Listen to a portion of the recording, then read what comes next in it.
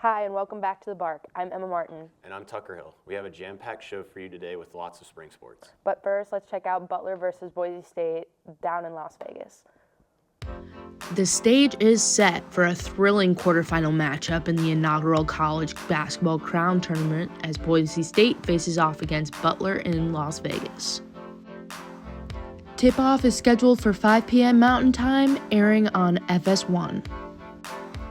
Boise State enters the contest with a robust 25-10 record, hot off a commanding 89-59 victory over George Washington in the opening round. Displaying exceptional defensive skills, the Broncos tied the program record with 16 steals and have allowed 60 or fewer points in 12 games this season.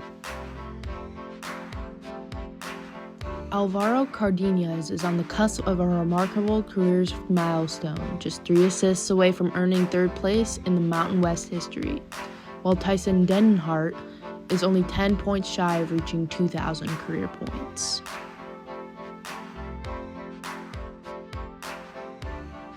On the other side, Butler comes in with a 15-19 record, gaining momentum after a dramatic comeback victory against Utah.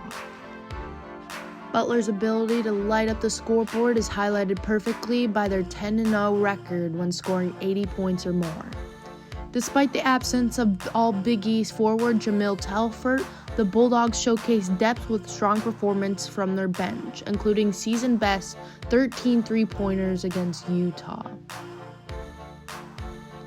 Butler's disciplined play is evident, ranking 10th in the country for fewest fouls committed, while also boasting the top 43-point shooting percentage.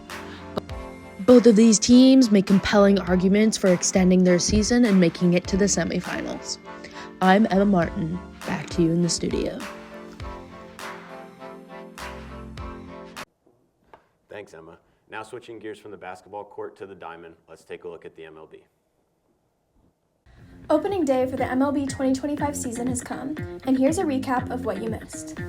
Starting in the American League Central Division, the White Sox kicked off the season with a win against the Angels 8-1. The Cleveland Guardians rallied 3 runs in the 10th inning to defeat the Kansas City Royals 7-4.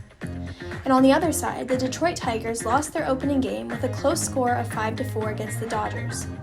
The Minnesota Twins also lost to the Cardinals with a final score of 5-3. And moving into the American League East Division, the Orioles made a statement with their win over the Toronto Blue Jays with a final score of 12-2.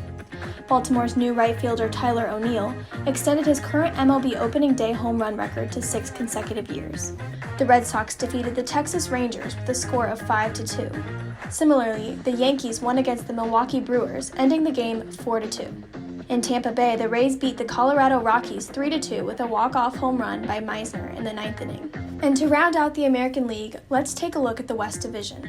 Seattle defeated the Athletics 4-2, and the Astros conquered the New York Mets with a final score of 3-1. Now to the National League Central Division. The Cubs started out their 2025 season losing the Tokyo Series title to the Dodgers 4-1 in Game 1 and 6-3 in Game 2. The Cincinnati Reds lost to the San Francisco Giants 6-4, and the Pittsburgh Pirates also lost to the Miami Marlins 5-4. Next up, the National League East Division. The Philadelphia Phillies defeated the Washington Nationals 7-3 over a 10-inning game. The Atlanta Braves lost to the San Diego Padres with a similar final score, 7-4. Finally, in the National League West Division, the Arizona Diamondbacks lost to the Chicago Cubs with a final score of 10-6. Make sure to stay tuned for whatever surprises the 2025 MLB season may bring. Now back to the studio. With major season underway, let's take a closer look at the contenders in Augusta this weekend. Golf's greatest stage is set, and the field is stacked. Let's break down a few names you need to watch at Augusta this weekend. We start with the number 1 player in the world, Scottie Scheffler. With his 2024 Masters win, he proved that Augusta fits his game perfectly. The only question is his putter. If that heats up, Scottie could be slipping on a 3rd green jacket on Sunday night. Next, Xander Schauffele, Mr. Consistency. He has had a quiet but strong season so far, and he's been in the mix at Augusta before. He finished tied 2nd in 2019 and had a real shot in 2021. Don't be surprised if Xander finally breaks through and gets his first major. Then there's Rory, still chasing the career Grand Slam. Every year we ask, is this the year? He's been so close so many times, but will this be the year that he takes the green jacket? Colin Morikawa is a two-time major champ for a reason. He's got elite ball striking, and that's the key to scoring at Augusta. He's flown under the radar lately, but don't sleep on him. Colin knows how to rise in the moment.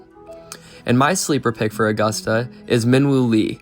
The Aussie brings style and serious firepower.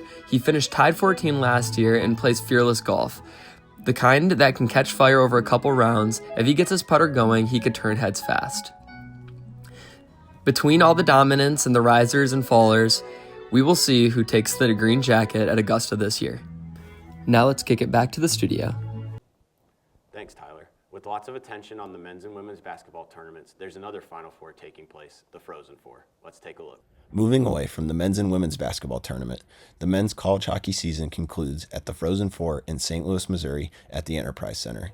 This year's teams are comprised of Denver University, Western Michigan University, Penn State, and Boston University.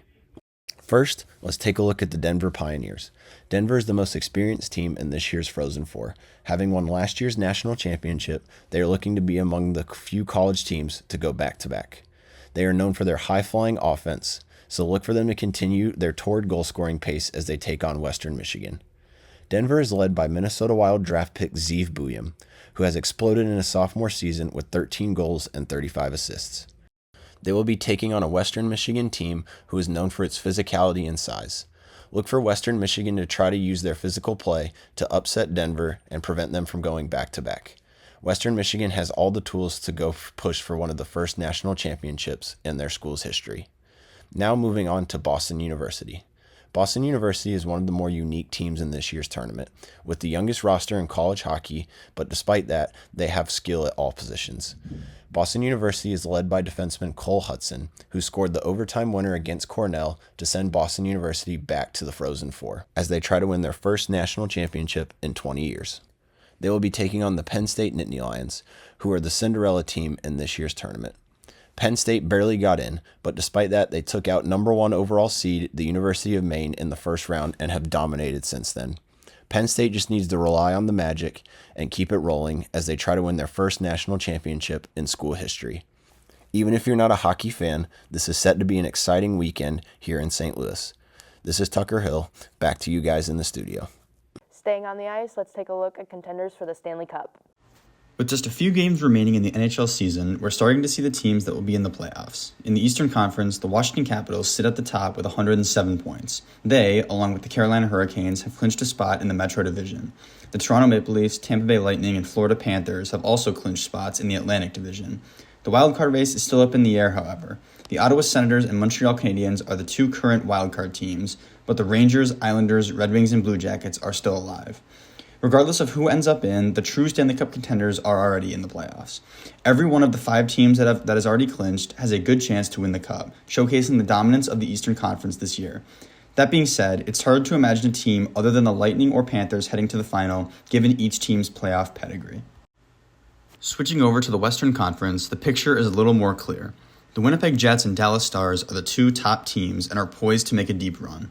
Along with them are the Vegas Golden Knights and defending runner-up Edmonton Oilers. Any one of those 4 teams have the tools to go far, but don't count out the Colorado Avalanche or LA Kings. Looking at the wildcard picture, the St. Louis Blues have skyrocketed to the first wildcard position as they're in the midst of a 12-game winning streak, eerily similar to their run in 2019 that won them the Cup. Their head coach Jim Montgomery spoke to the media about the team's accomplishments. I guess how proud I am of that group in there to be able to overcome all of the adversity we've had this year. Whether that was self-inflicted by us, doesn't matter. We've overcome it and just playing the right way. And I'm proud of that group for what they've achieved. And, Braden Shen as this captain has endured a lot, and he's really led us out of the abyss. The Minnesota Wild sit below the Blues, but the Calgary Flames and Vancouver Canucks are within striking distance. As mentioned, the top 4 teams in the West can all get it done, but the Blues are a team to watch out for with how they're playing. The race for the Cup is wide open, with any number of teams having a legit chance to do damage. It will be exciting to see who dethrones the Florida Panthers in 2025. Back to you in the studio.